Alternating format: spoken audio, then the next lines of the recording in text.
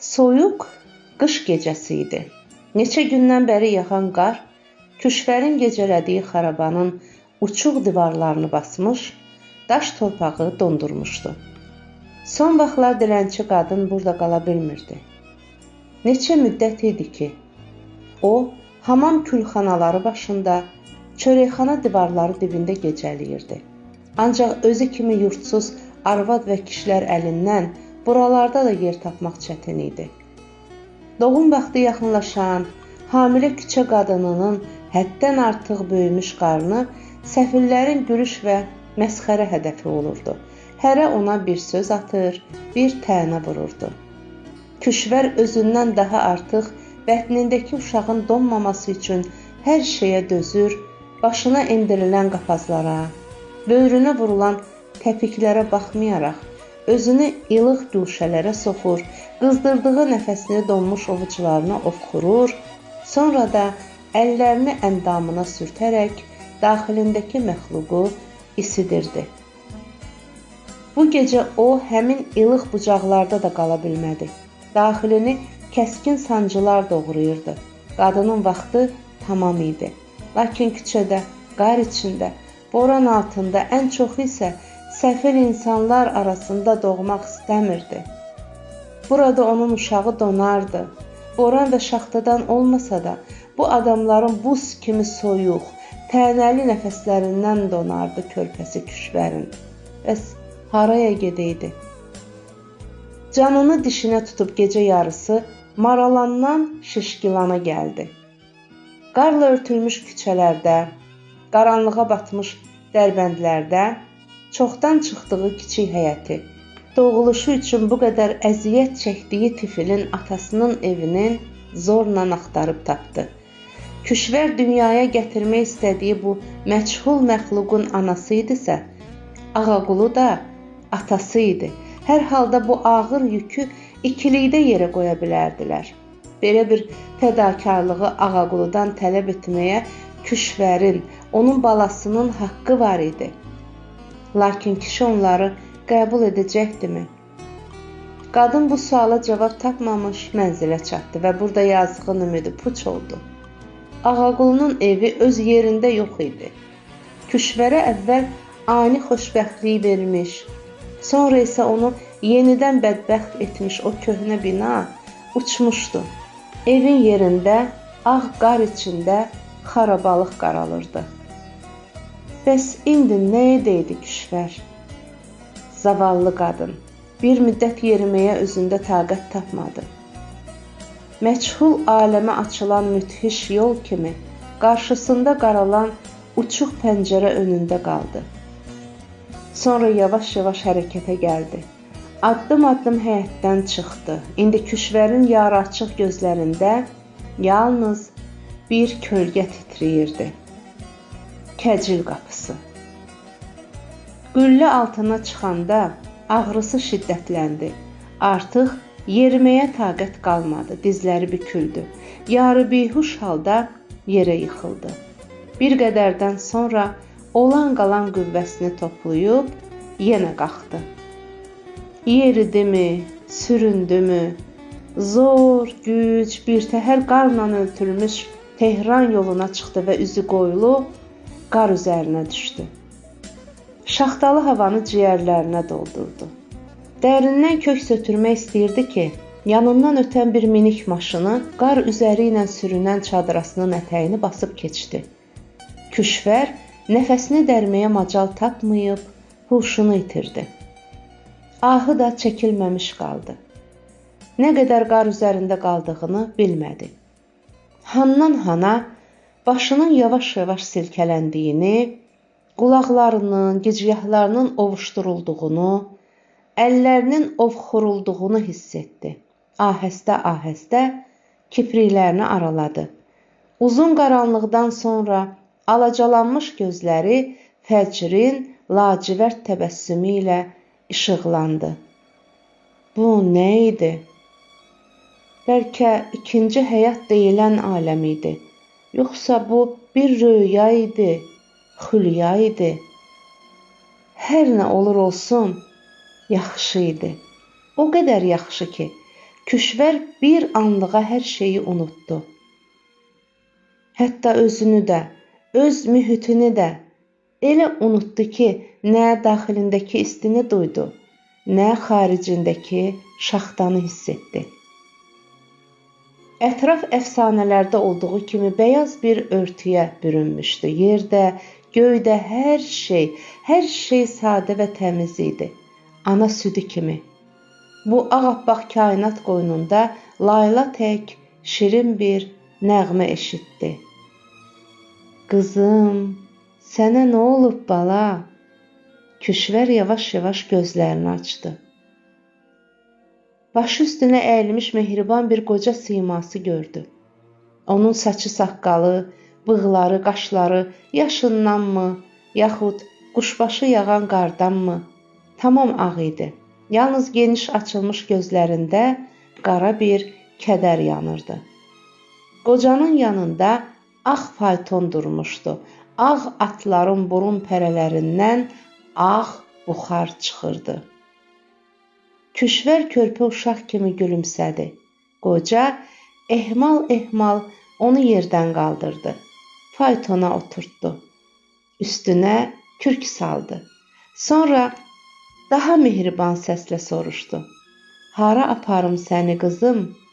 Atasından ayrıldıqdan sonra belə bir nəvaziş görməyən Küşvərin ürəyi kövrəldi. Hıçqırıq içində uşaq sadəlövhlüyü ilə qeyri-iradi soruşdu. Bu dürüşkə sənindir, əmi? Bəli, qızım, mən dürüşkəçiyəm. Hara gedirsən? Mən vağzala gedirəm. Ancaq sən hara istəyirsən de, aparım. Elə mən də o tərəfə gedirəm.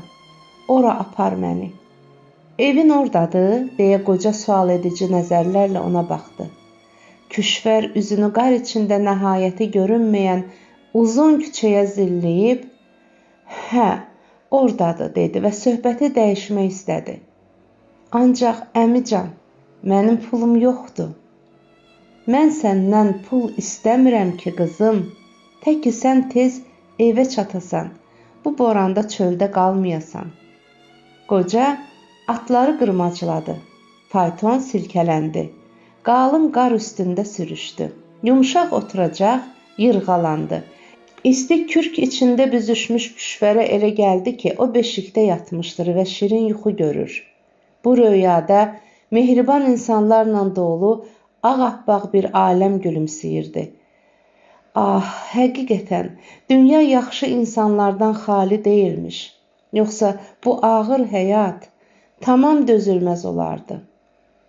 Nə vaxtdan sonra eyni mehriban səs yenə də həzin bir laylay kimi Küşvərin sinirlərini qıdıqladı.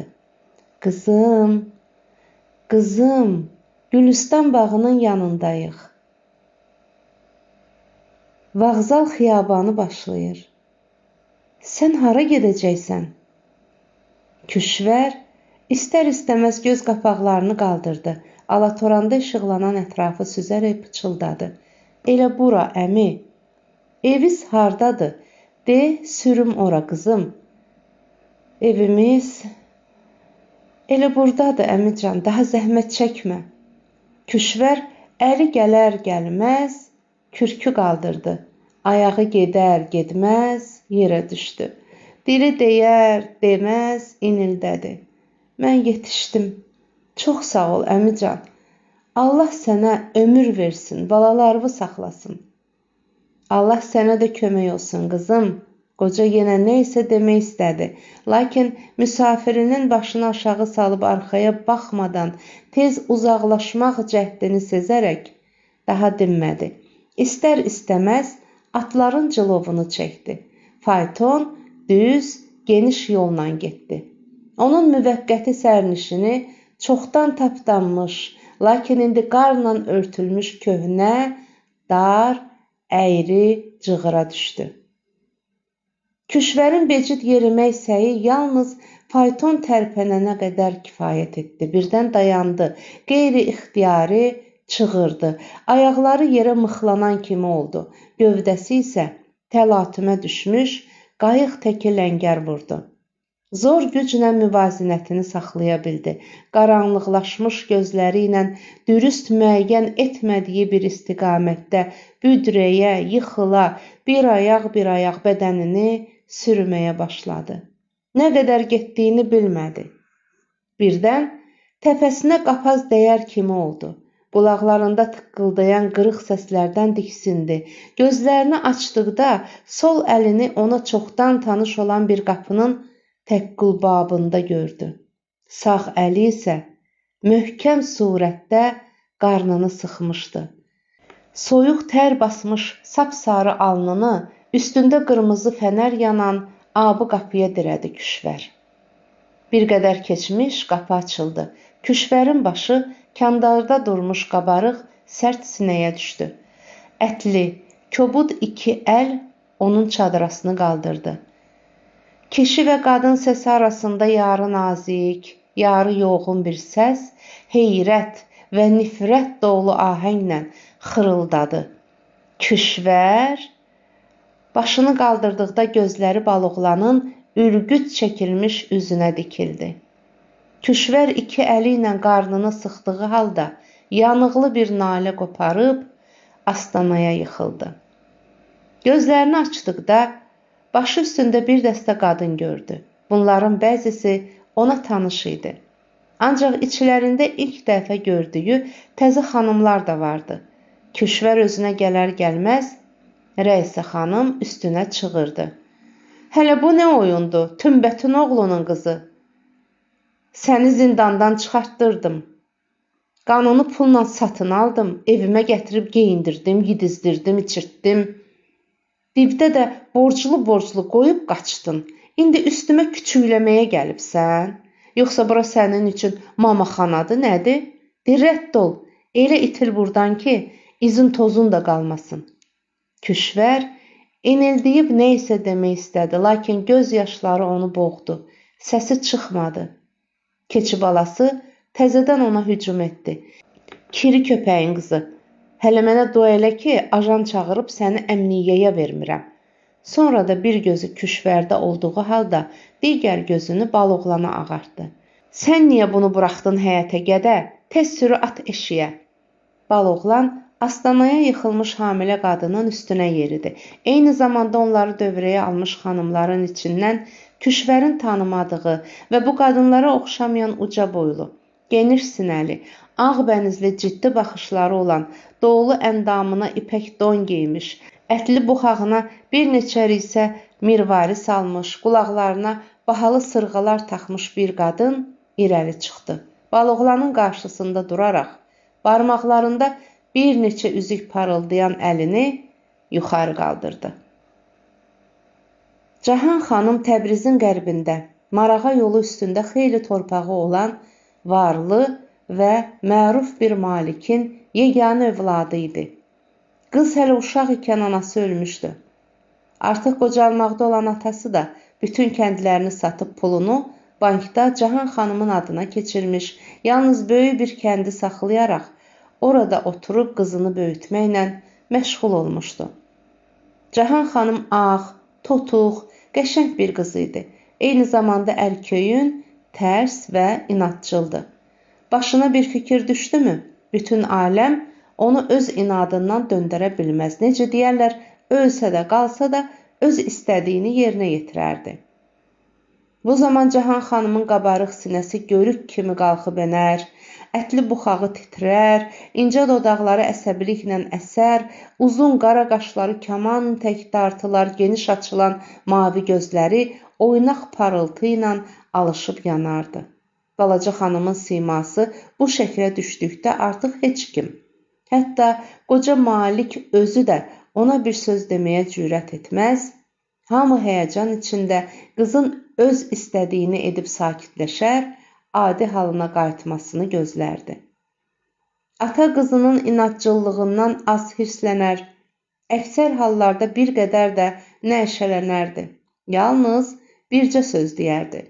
Ay mənim dəlisov qızım, görəsən böyüyüb ağıla kamala yetişəndə başıma necə qəziyyələr gətirəcəksən? Lakin qoca Malik öz dəlisov qızının böyüyüb ağıla, kamala yetişməsini görə bilmədi.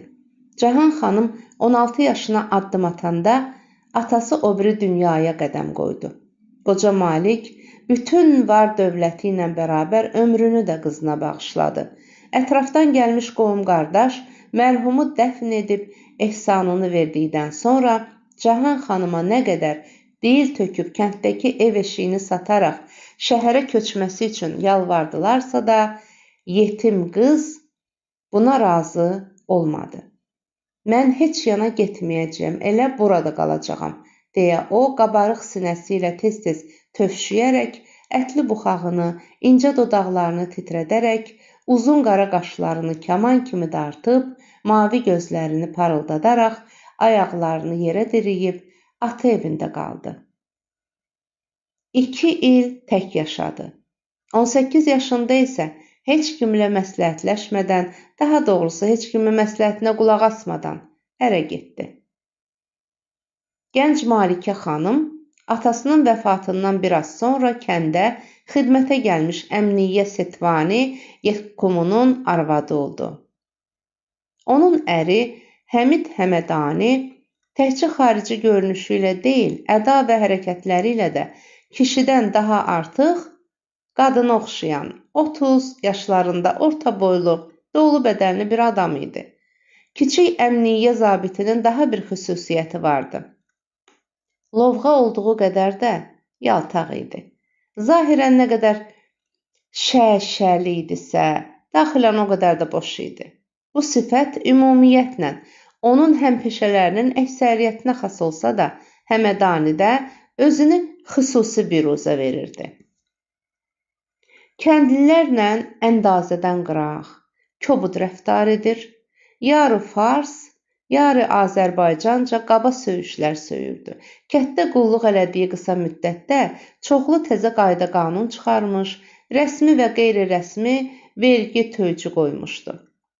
Açıq-aşkar soyğunçuluq etdiyinə baxmayaraq gözü doymaq bilmirdi. Cahan xanımı da Həmədaninin məhz bu ac gözü tutmuşdu.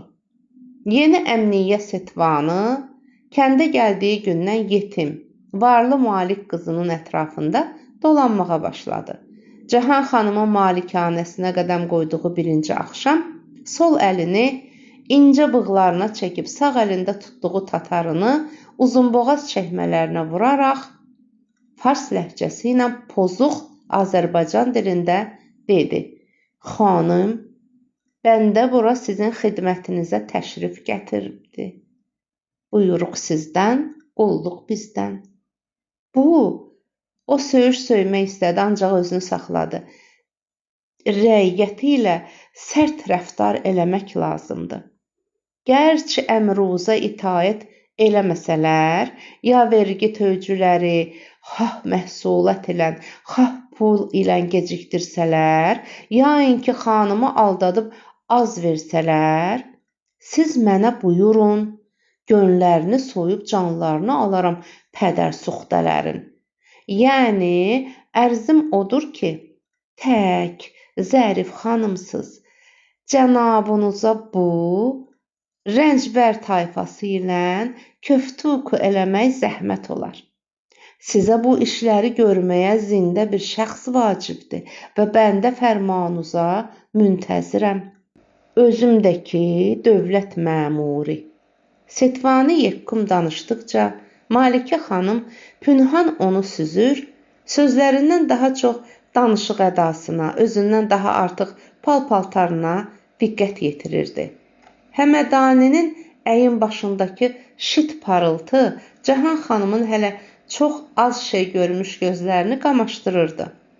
Əmniyyə zabitinin Malikə xanımının hüzuruna təşrifləri çoxaldıqca bu parıltı da qatılaşır, bu qamaşma da itiləşirdi. Həm də Həmədaninin sözləri yalnız boş söhbət olaraq qalmır. Dövlət məmurunun səyi ilə ərbab xanımının rəiyyətdən yığdığı gəlir, artırdı. Heç şübhəsiz, Cahan xanım bu gəlirdən Həmədaninin payını verməyi unutmurdu. Həmin bəxşişlər kiçik bir əmniyyə zabiti üçün nə qədər böyük olsa da Həmədanini get-gedə daha az təmin edirdi. Artıq onun iştahası Malikə xanımın gəlirlərindən verilən paylarla qane olmur, bu gəlirin özünə yiyələnmək eşqi ilə coşurdu. Bunun üçün isə bütün bu var dövlətin sahibinə malik olmaq lazım idi. Nəhayət, bir gün Həmid Həmədani özü üçün Cahan xanıma elçilik etdi və şıq, hiləgər əmniyyə zabiti çətinlik çəkmədən varlı sadəlöv Ərbab xanımın razılığını aldı. Mərhum Malikin qızı tərəfindən kürəkəninin barmağına taxılmış böyük brilyant üzüyünün bərqi ətrafa yayıldıqda Cahan xanımın qohumları onun üstünə axışdılar. Yetim Ərbab qızın bu qərarından dönməsini, bu nigahı pozmasını, tanımadıqları, yurd yuvası və əsəb nəsəbi bilinməyən, varidatı və rütbə mənsəbi olmayan bir şəxsə zövcə olmamasını təkid etdilər. Lakin onların bütün səyləri boşa çıxdı. Əksinə, Cahan xanım hamıya ağlasılmaz görünən bu hərəkətindən öz köhnə adətincə daha artıq nəşə duydu və bu evlənməni pozmağa gəlmiş qohumlarının hüzurundaca toyunu edib, ərini əmniyyə məntəqəsindən öz malikanəsinə köçürdü. Təzə ər-arvad ilk zamanlar yaxşı dolanırdı. Setvani Yekkumun keyfi kök idi. Malikə xanım da məmnun görünürdü. Cahan xanımın könlünə toxunan yeganə bir şey vardısa, o da ərinin öz qadınına qarşı qeyri-adi soyuqluğu idi. Əmniyyə zabiti işinin çox olduğunu söyləyərək sərbaz məntəqəsindən evə gec və yorğun qayıdırdı. Həmədani yavaş-yavaş Malikə xanımın təsərrüfatına sahib olur. Cahan xanımın ürəyi ilə bərabər var dövlətini də ələ keçirirdi. Onların ilk uşağı dünyaya gəldikdə əmniyyə zabiti çoxdan gözlədiyi məqamın çatdığını yəqin edib, fürsəti fövtə vermədi. Qəlbən uşağa o qədər də əhəmiyyət verməyən ata, fikri zikri öz körpəsində olan gənc ananın qılığına girib dedi: Əzizimən, xanım Cahan, bu kənd rəiyyət işləri ilə tul məsələdir. Tez-tez dövlət idarələrinə getmək lazımdır. Məmurlar ilə çənəboğaz döymək, savaşmaq gərəkdir. Bunlar sənin üçün ağır olur. Mənə də çətinlik törədir. Əz on babət ki, benamə mən döyürlər. Ona görə də bu şeyşüyü mənim ismimə salsaq, həm sənin zəhmətin az olar, həm mənim işim asan olar. Şükür beyxuda, daha uşağımız, fərzəndimiz, artıq bütün sərvətini öz balasında görən Cahan xanım da atasından qalmış mirası tamamilə ərinin sərəncamına verdi. Həmid Həmədani arvadının köhnə familiyasına mənsub olan kəndi və rəiyyəti öz adına keçirdi. Bir qədər sonra o qulluqdan çıxdı.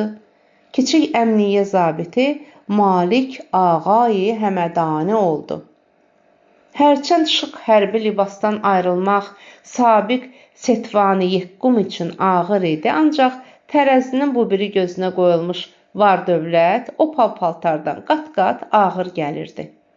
Təzə Malikin köhnə həyatından yeganə yadigarı qalmışdısa da, o da yeni mülkü paltarlarda da hifz etdiyi həmin bəzək-düzək, təkəbbür və şə idi. Çox keçmədən Ağay Həmədani əmniyyənin köhnə, arıq yabısı əvəzinə özünə yeni, qəşəng minik maşını aldı. Bu, avtomobildə ilk uzaq səfəri Həmədana oldu. Təzə ərbab maşını sərsövqatla doldurub, özü sükan arxasında oturaraq çoxdan ayrıldığı valideynlərinin görüşünə getdi. Vətəndə nəinki qohum-qonşusu, hətta doğma ata-anası da Həmidi güclə tanıdı. Hamı lüt, kiçik əmniyyə zabitinin birdən-birə bu boyda cah-calala necə nail olduğuna mat-məətəl qaldı. Bər həqiqət Azərbaycan yağlı məskəni imiş. Həmədana Səfərinin hər iki başında təzə ərbab günlərlə Tehranda, Təbrizdə qalıb keyf elədi. Neçə-neçə hörmətli vücudlarla yaxınlaşdı.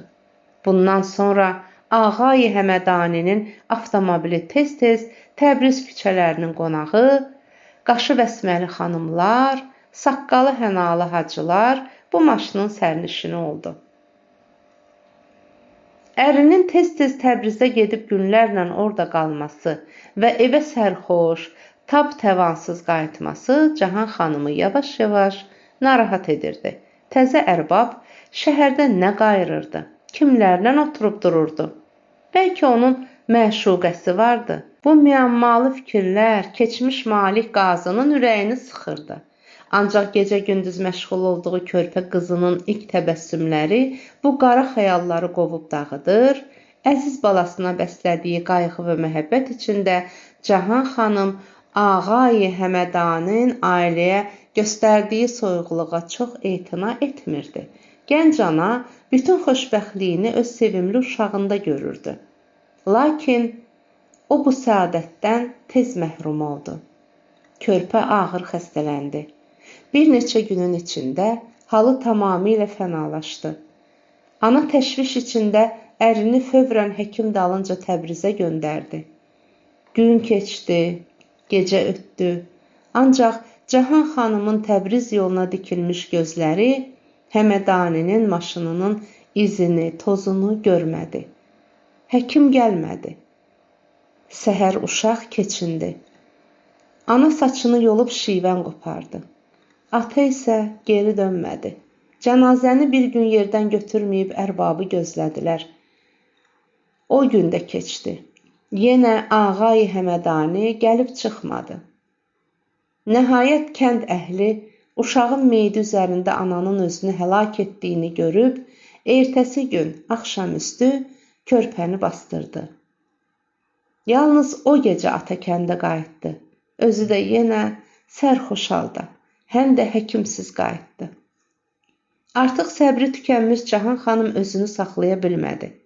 Əri maşından düşən kimi arvad onun üstünə atılıb, iki əli ilə yaxasından yapışdı və elə həyətin ortasında qüvvətlə silkələməyə başladı. 3 gündür harda itib batmısan, sərbaz köpək oğlu. Sabiq Setvani Yekkum Malik qızının başına hava gəldiyini zənn edib şaşırdı. Təbib, dəva axtarırdım dayına.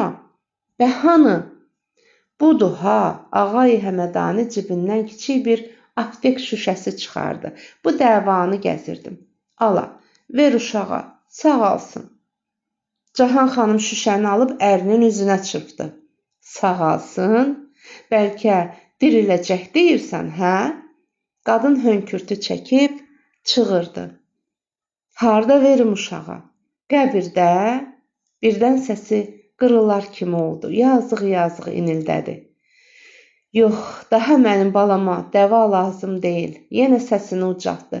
Götür özüvə, min avtomobilə, sür Həmədana, apar tök ölənlərin goruna, qoy xortlasınlar köpək oğlu. Ağay Həmədani hələ də tamam ayılmadığı tiryək havasından məstanə ahənglə mırıldandı. Yəni deyirsən çağa öldü? Öldü. Özü də yetim təki atasız bastırıldı bir şərəf. Ər yaxasını arvadının əlindən xilas elədi. Və daha məndən nə təbib dəva istəyirsən qıza? Yandur, avtonu salım içəri, çöldə qalıb xarab olar. Necə? Uşağın ölüm xəbərini atanın belə laqeyd qarşılaması ananı lap çıldırdı. Mənim balam, əlimdən gedib sən avto hayındasan? Cahan xanımın qabarıq sinəsi görük kimi enib qalxdı. Ətli buxağı titrədi. İncə dodaqları əsdi. Uzun qara qaşları kaman tək dartındı. Geniş açılmış mavi gözləri oynaq parıltı ilə alışıb yandı. O əcələ ilə mətbəxə atıldı və bir qab neft gətirib avtomaşının üstünə tökməyə başladı. Ağay Həmədani təlaş içində arvadının üstünə cumub Neft qabını onun əlindən almağa çalışdı. "Nə eləyirsən qıza? To məcər divanə şodi. Avtomobildən uzaq dur." Ancaq onun bu ciddi cəhdi Cahan xanımın qəzəbini daha da artırdı. "Çəkil, Həmədandan bura avto gətirməyibsən. Dədən ömründə uzunqulaqdan qeyri heç nəyə süvar olmayıb. Sən hardan avtomobil sahibi oldun?" O, hardansa götürdüyü kibriti alışdırıb maşına vurdu. Ağay Həmədani odu söndürmək üçün avtomobilin üstünə atıldıqda, Cahan xanım neft qabını onun üstünə qaldırdı. "Yan dur, deyirəm sənə, pədərsuxdə, yoxsa bu saat səni də, özümü də yandıraram. Heç kəs mənə yaxın gəlməsin." Ağay Həmədani avtomaşını bürünmüş alov işığında Cahan xanımın tamamilə dəyişilmiş sifətini görüb vahimə içində xah-naxah addım-addım geri çəkildi. Nökər naib hıçqırıqlarla boğulan xanımı da manqal kimi şöhlələnən avtomobildən uzaqlaşdırdı. Boşalmış neft qabını, kibriti əlindən aldılar. Həyətə ağır sükut çökdü və birdən maşının benzin qabı bomba kimi partlayıb ətrafı titrətdi.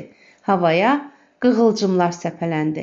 Sanki Ağay Həmədaninin gözlərinə dağ basdılar. Bu alov axını bəbəklərindən qəlbinə şığıdı. O, iki əli ilə başına, dizlərinə döyüb haray çəkdi. "Ay aman, köməyə gəlin, evim yandı." Həyət adamla doldu. Arvadlar Cahan xanımı evə aparıb sakit eləməyə çalışdılar. Kişilər avtomaşının ətrafına yayılan alovunu söndürməyə girişdilər. Bu hadisə Setvanı yaman təşvişə saldı. Malik qızına münasibətini dəyişməyə məcbur etdi. Ağay Həmədani bir müddət Təbrizdən əl-ayağını yığışdırıb kənddə oturdu.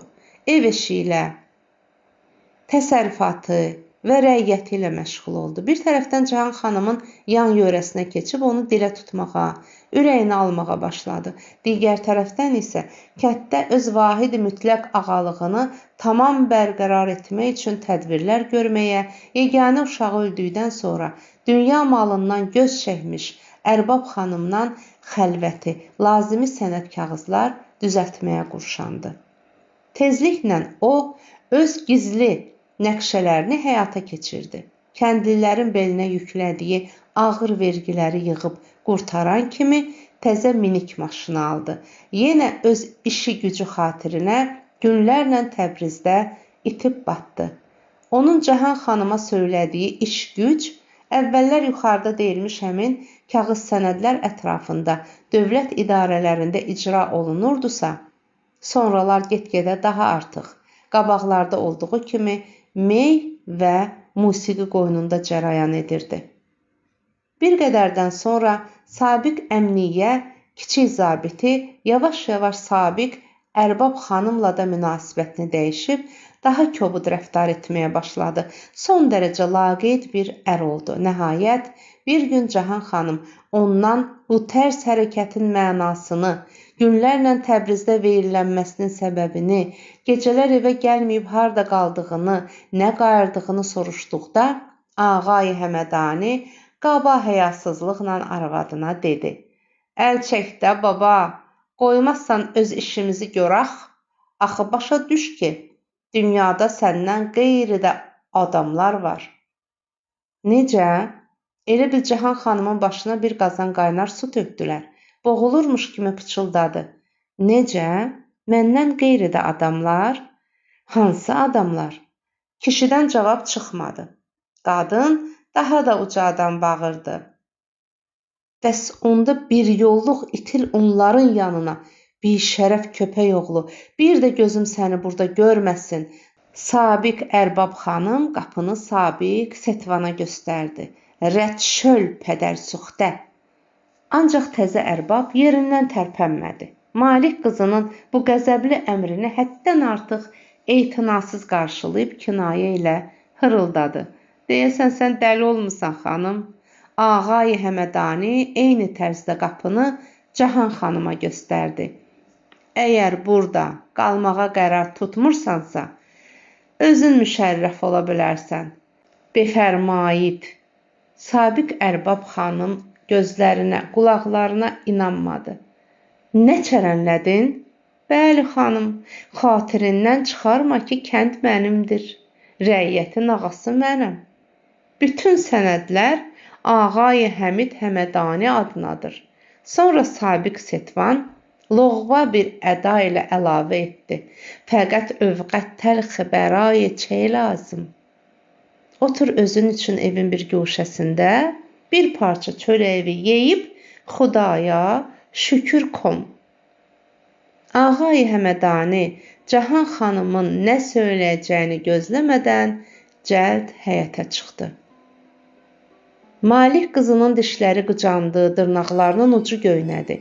O bir ləhzədə Setvanın üstünə atılmaq, onu diri-diri didmək istədi, lakin birdən özünü saxladı. Yox, ondan başqa cür qisas almaq lazımdır, deyə pəncərəyə sıçrayıb çığırdı. Yaxşı Həmədan qoduxu, madam ki belə oldu, gör sənin başıva nə oyun açıram. Artıq təzə avtomobilinə oturmuş təzə ərbab uzun bir qəhqəhə çəkərək həyasız xırıltısını maşının gurultusuna qatıb pəncərəyə əl elədi.